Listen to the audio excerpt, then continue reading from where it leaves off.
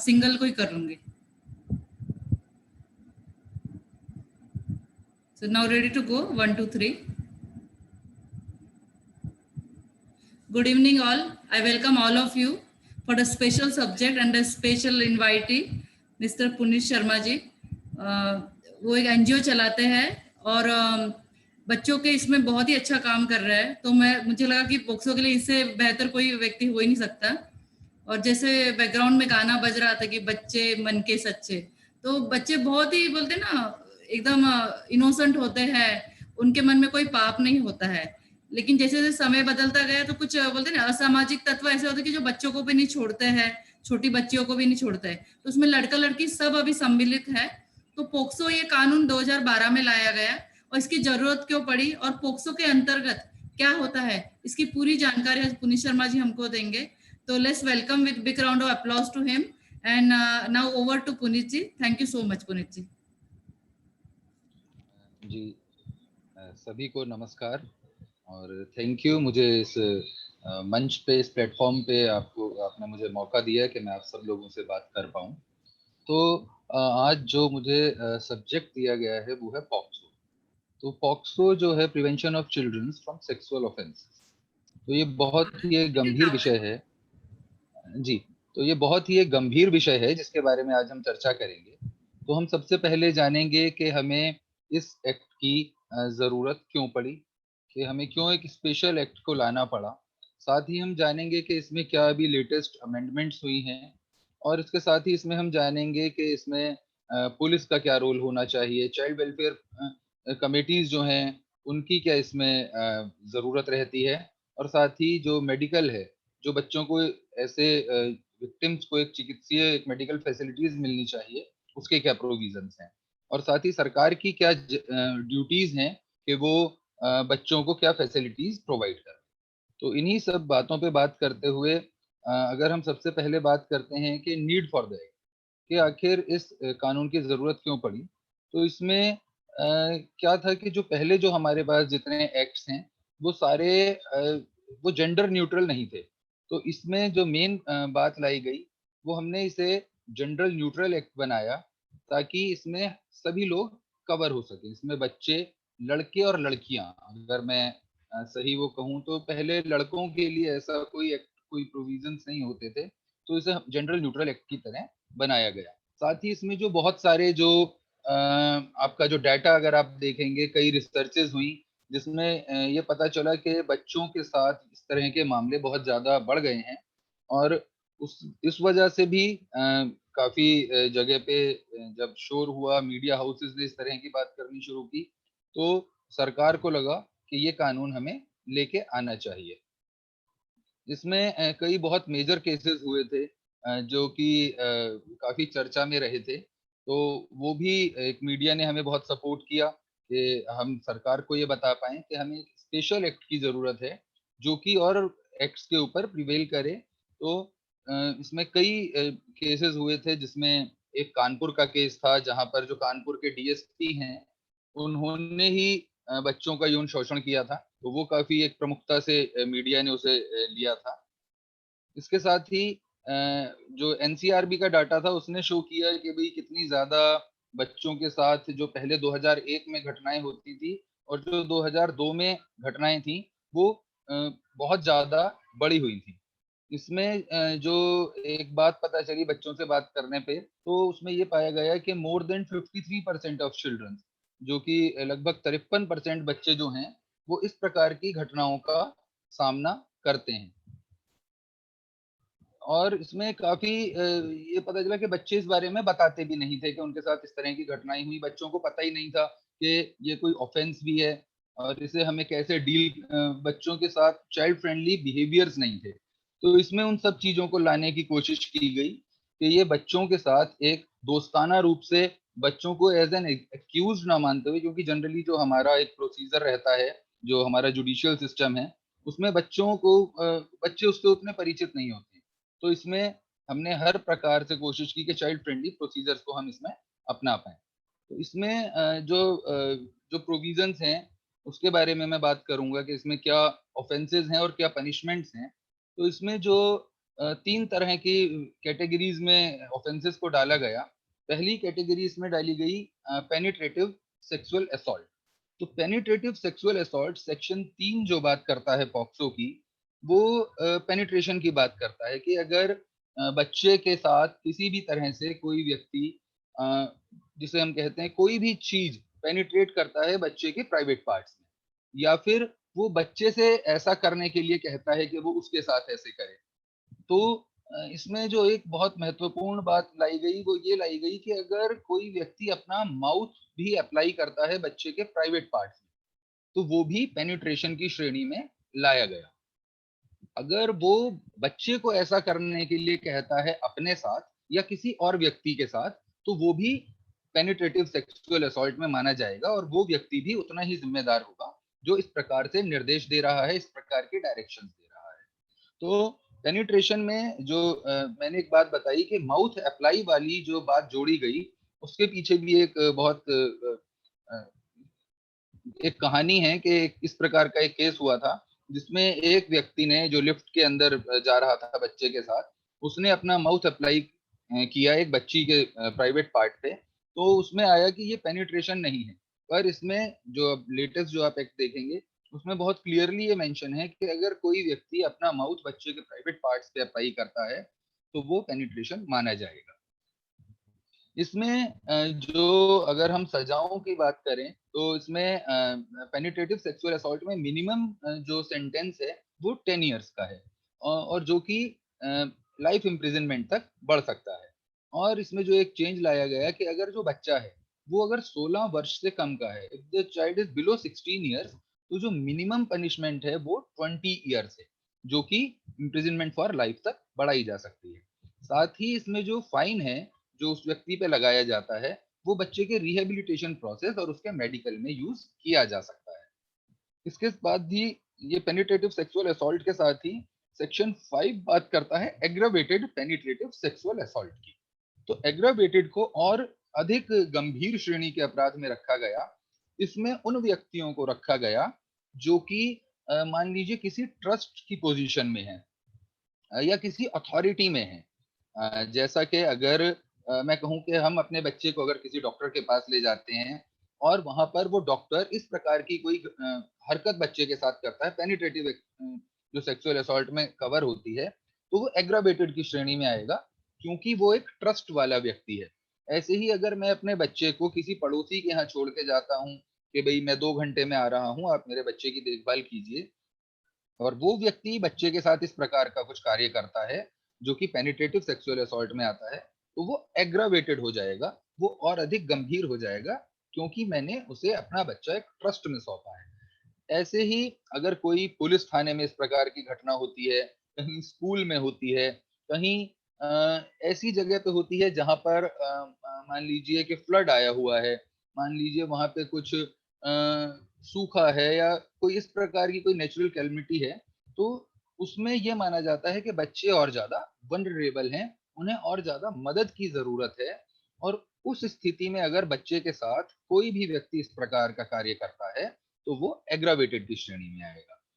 ऐसे ही अगर penetrative sexual assault की वजह से बच्ची प्रेग्नेंट हो जाती है, या उसे कोई ऐसी डिजीज हो जाती है सेक्सुअली ट्रांसमिटेड जो कि अनक्यूरेबल है, या वो कुछ समय के लिए बच्ची को परेशान करती है, वो डिजीज से बच्चा उसमें रहता है, परेशान रहता है, तो वो भी एग्रावेटेड रहेगा।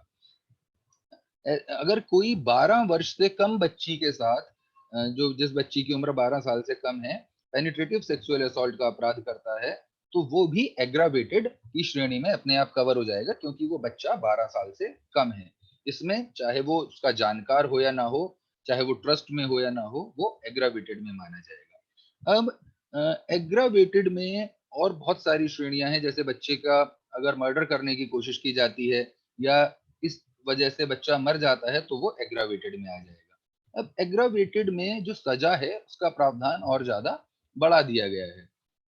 इसमें जो पहले जैसे हमने बताया कि मिनिमम 10 साल और 20 साल है, तो अगर एग्रावेटेड सेक्सुअल असॉल्ट की श्रेणी में सेक्शन 5 में केस है, तो उसमें स्टार्टिंग में ही जो मिनिमम इम्प्रिजनमेंट है वो 20 इयर्स का है, जो कि अप टू लाइफ हो सकता है। साथ ही इसमें डेथ पेनल्टी का भी प्रोविजन किया गया है कि अगर एग्रावेटेड सेक्सुअल असॉल्ट हुआ है तो व्यक्ति को डेथ पेनल्टी भी दी जा सकती है। और इसमें भी जैसा कि मैंने बताया कि जो फाइन जो उस क्रिमिनल पे, उस एक्यूज पे लगता है, वो बच्चे के मेडिकल और उसके रिहेबिलिटेशन प्रोसेस में यूज किया जा सकता है। ये सेक्शन 3 और 5 के बारे में हमने बात की कि पेनिट्रेटिव सेक्सुअल असॉल्ट और एग्रावेटेड पेनिट्रेटिव सेक्सुअल असॉल्ट। इसके बाद जो दूसरी श्रेणी बनाई गई वो है सेक्सुअल असॉल्ट की। सेक्सुअल असॉल्ट में पेनिट्रेशन नहीं है बस, पर अगर कोई व्यक्ति बच्चे के प्राइवेट पार्ट्स को टच करता है या बच्चे से अपने प्राइवेट पार्ट्स को टच करने के लिए कहता है या फिर किसी और व्यक्ति को कहता है बच्चे के प्राइवेट पार्ट्स टच करने के लिए या बच्चे से कहता है किसी और व्यक्ति के प्राइवेट पार्ट टच करने के लिए, तो वो सेक्सुअल असॉल्ट है। उसमें बस पेनिट्रेशन नहीं है। तो उसमें जो पनिशमेंट्स हैं वो मिनिमम 3 इयर्स की है, जो कि आगे 5 इयर्स तक बढ़ सकती है, और साथ ही उसमें फाइन का भी प्रोविजन है। तो इसमें भी एग्रावेटेड सेक्सुअल असॉल्ट उन श्रेणियों को बीच में ले आता है। अगर कोई ट्रस्ट वाला व्यक्ति ऐसा करता है या कोई बच्चा स्कूल में है, वहां पे किसी भी व्यक्ति ने इस प्रकार की हरकत की, टीचर ने की या स्टाफ ने की, या फिर वो हॉस्पिटल में है या कहीं पे किन्हीं ऐसे नेचुरल कैलेमिटी की पोजीशन में है जहाँ पे उनके साथ इस तरह के हादसे होने की संभावना और बढ़ जाती है, तो वो सब वही एग्रावेटेड की श्रेणी में माना जाएगा। और एग्रावेटेड में वही उसमें जो सजाएं हैं वो इसमें बढ़ाई गई हैं। जैसे सेक्सुअल असॉल्ट में वैसे 3 साल की सजा है मिनिमम, जो कि 5 साल तक हो सकती है। और एग्रावेटेड में उन्हीं सजाओं को जो मिनिमम 5 इयर्स कर दिया गया है, जो कि 7 साल तक उन्हें सजा दी जा सकती है। इसके बाद जो थर्ड जो पार्ट आता है वो आता है सेक्सुअल हेरेसमेंट का।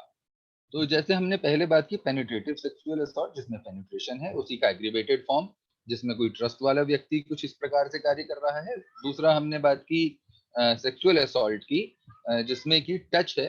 तीसरा है सेक्सुअल हेरेसमेंट। तो सेक्सुअल हेरेसमेंट जो है ये एक बहुत ही वाइड टर्म है। सेक्सुअल हेरेसमेंट का जिसे अगर हम आसान शब्दों में समझें कि वो बच्चे को किसी भी प्रकार से हेरेस कर रहा है विद सेक्सुअल इंटेंट।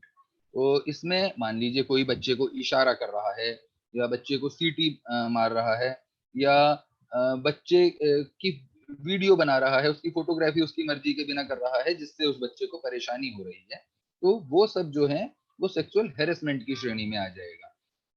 इसमें एक केस था जिसमें कि एक व्यक्ति अपने घर के बाहर या अपनी छत पे था, और वो उसके घर के पड़ोस में ही कुछ बच्चियां रहती थी। तो वो अपने घर के बाहर ऐसे ही आया नहा करके, और उसने अपना टॉवल ऑन कर दिया।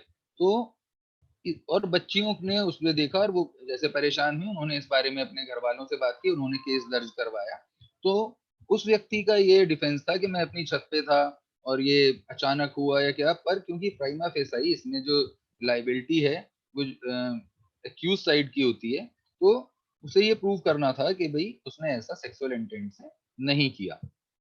तो एक तरह से अगर बच्चे को किसी भी तरह से कोई परेशानी हो रही है जिससे कि उसे लग रहा है कि उसके साथ इस प्रकार की एक सेक्सुअल इंटेंट से छेड़छाड़ हो रही है, वो सेक्सुअल हेरेसमेंट की श्रेणी में आता है। इसमें बहुत एक वाइड रेंज है, जिसे अगर कोई, जैसे मैंने बताया कि बच्चे को कोई मैसेजेस भी भेज रहा है गलत प्रकार से या बच्चे को मजबूर कर रहा है कि अपनी आप फोटोज शेयर कीजिए, तो वो आईटी एक्ट में तो आएगा ही, वो इसमें भी सेक्सुअल हेरेसमेंट में भी कवर होगा।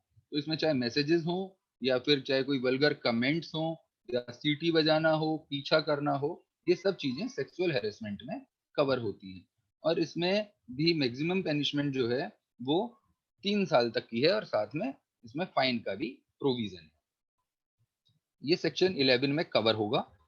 इसके बाद जो अगला है वो है यूज ऑफ चाइल्ड और पोर्नोग्राफिक पर्पसेस, कि अगर कोई व्यक्ति बच्चे का इस्तेमाल कर रहा है पोर्नोग्राफिक पर्पसेस के लिए, तो पोर्नोग्राफिक पर्पसेस जो हैं उसे भी एक बहुत वाइड एंगल दिया गया है कि अगर यूज ऑफ चाइल्ड है, बच्चे का किसी भी प्रकार से आप पोर्नोग्राफिक पर्पसेस में काम ले रहे हैं, जैसे कि मैं फॉर एग्जांपल बताऊं कि अगर कोई इस प्रकार की कोई वीडियोस बनाते हैं या कुछ फोटोग्राफ्स लेते हैं और वो बच्चे का इस्तेमाल करते हैं उन्हें एक जगह से दूसरी जगह पहुंचाने के लिए, तो वो भी इसमें कवर है, क्योंकि उसमें भी एक बच्चे का इस्तेमाल हो रहा है पोर्नोग्राफिक पर्पसेस के लिए। इसमें जो मिनिमम पनिशमेंट है वो 5 इयर्स है और साथ में इसमें फाइन है। और अगर वही व्यक्ति दोबारा इस प्रकार का काम करते हुए पाया जाता है तो वही मिनिमम जो है वो 7 इयर्स हो जाती है और साथ में उसे फाइन भी हो सकता है। इसमें जो एक और बात है जो सेक्शन 14 और 15 पॉक्सो के बात करते हैं कि storage storage of pornographic material involving a child. तो अगर कोई इस प्रकार की कुछ फोटोग्राफ्स हैं जो इसमें बच्चे को ऐसे दिखाया गया है, वो नग्न अवस्था में है या किन्हीं और स्थिति में है जो कि एक पोर्नोग्राफिक के उसमें कवर होती हैं, तो इसमें अगर कोई व्यक्ति इस प्रकार की फोटोज या वीडियोज अपने पास स्टोर करता है, पोजेस करता है, ये जैसे आजकल आप जानते हैं बहुत सारे ग्रुप्स हैं, चैट्स हैं, व्हाट्सएप हैं, तो उसमें मान लीजिए अगर कोई ऐसी चीज रिसीव भी कर रहा है और उसने उस फोटोग्राफ्स को, वीडियोस को अपने पास स्टोर कर लिया, पोजेस कर लिया और उसे डिलीट नहीं किया, ना ही उसके बारे में इन्फॉर्म किया, ना ही उसे रिपोर्ट किया किसी अथॉरिटी को, तो उसमें मिनिमम फाइन जो है फर्स्ट टाइम में अगर कोई व्यक्ति ऐसे पकड़ा जाता है तो उसमें फाइन है 5,000 रुपीज का फर्स्ट टाइम में। अगर पहली बार कोई व्यक्ति ऐसे पकड़ा जाता है तो 5,000 रुपए है, और अगर वही व्यक्ति सब्सिक्वेंटली ऐसा करते हुए पाया जाता है तो जो फाइन है वो 10,000 रुपीज का हो जाएगा। इसमें जो सेकंड इसका फॉर्म है वो है कि अगर वो इस प्रकार की कुछ फोटोज या वीडियोज आगे ट्रांसमिट कर रहा है, आगे उन्हें फैला रहा है, डिस्प्ले कर रहा है, तो उसे और सीरियस एक ऑफेंस माना गया है कि आप इस तरह की चीजों को बढ़ावा दे रहे हैं और लोगों को भी आप इंडल्ज कर रहे हैं। तो उसमें जो है उसमें जो मैक्सिमम पनिशमेंट है वो 3 साल तक का उसे इम्प्रिजनमेंट हो सकता है और साथ ही उसके ऊपर जुर्माना भी लगाया जा सकता है। तो ये सेकंड फॉर्म हुआ अगर वो कहीं ट्रांसमिट कोई कर रहा है। तीसरा है इसमें कि अगर वो अ, ऐसी कुछ पोर्नोग्राफी जिसमें बच्चे इन्वॉल्व हों, वो उनका कमर्शियल पर्पस पे इस्तेमाल कर रहे हैं, मतलब कि वो उनकी खरीद फरोख्त कर रहे हैं। कुछ वीडियोज उन्हें कहीं मिल गई तो उन्होंने किसी और को ढूंढा कि भाई हम आपको देते हैं, आप इतना मनी हमें दीजिए, या कोई खरीदने की कोशिश कर रहा है, सर्च कर रहा है कि अगर कोई बेचता हो तो हमें दे दीजिए, तो वो एक कमर्शियल पर्पस से हुआ जो कि डेफिनेटली आगे उसे फैलाया जाएगा, उसे डिस्प्ले किया जाएगा, कहीं डिस्ट्रीब्यूट किया जाएगा। तो उसमें ऐसी स्थिति में मिनिमम पनिशमेंट जो है वो 3 साल तक की है, जो कि 5 साल तक के लिए बढ़ाई जा सकती है और इसमें साथ में उसे फाइन भी लग सकता है। वही व्यक्ति अगर सब्सिक्वेंटली दोबारा से इसी प्रकार का कुछ कार्य करते हुए पाया जाता है तो उसे मिनिमम इम्प्रिजनमेंट 5 इयर्स की होगी, जो कि 7 साल तक के लिए बढ़ाई जा सकती है और साथ ही फाइन भी लगाया जा सकता है। इसमें एक जो और बात आती है अबेटमेंट की, अगर कोई किसी और को किसी को अबेट कर रहा है कि भाई आप ऐसा काम कीजिए, वो पड़ोसी का बच्चा है, आप उसके साथ इस प्रकार से कर सकते हैं, या किसी आपस में कोई दुश्मनी है, उन्हें ये समझाना है कि भाई आप इस बच्ची को लेके जाइए, आप उसके साथ पेनिट्रेटिव सेक्सुअल असॉल्ट कर सकते हैं, या सेक्सुअल हेरेसमेंट कर सकते हैं। तो इसमें बहुत एक अच्छा ये प्रोविजन है कि जो भी अबेट किया हुआ है क्राइम अगर कोई करता है और उसके अबेटमेंट की वजह से वो जो क्राइम है वो कमिट कर लिया जाता है, तो उसे उतनी ही सजा मिलेगी जितना कि उस क्राइम के लिए निर्धारित है। अगर वो सेक्शन 3 में कवर हो रहा है तो वो व्यक्ति अबेटर भी उतना ही जिम्मेदार है जितना कि जिसने किया है वो है। अगर वो सेक्शन 7 में हो रहा है तो भी उसके लिए सेम पनिशमेंट है। तो अगर किसी के उकसावे की वजह से वो क्राइम हो जाता है तो जो उस व्यक्ति जो अबेटर है उसे सेम पनिशमेंट का प्रोविजन है।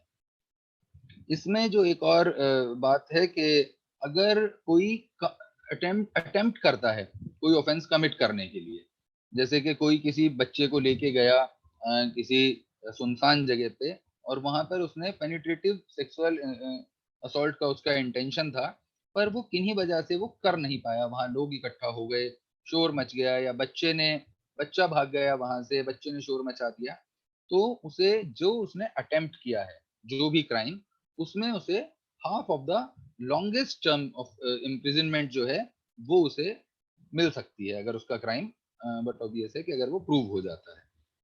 तो इसमें पनिशमेंट जो है is one half of the longest term of imprisonment for that offence.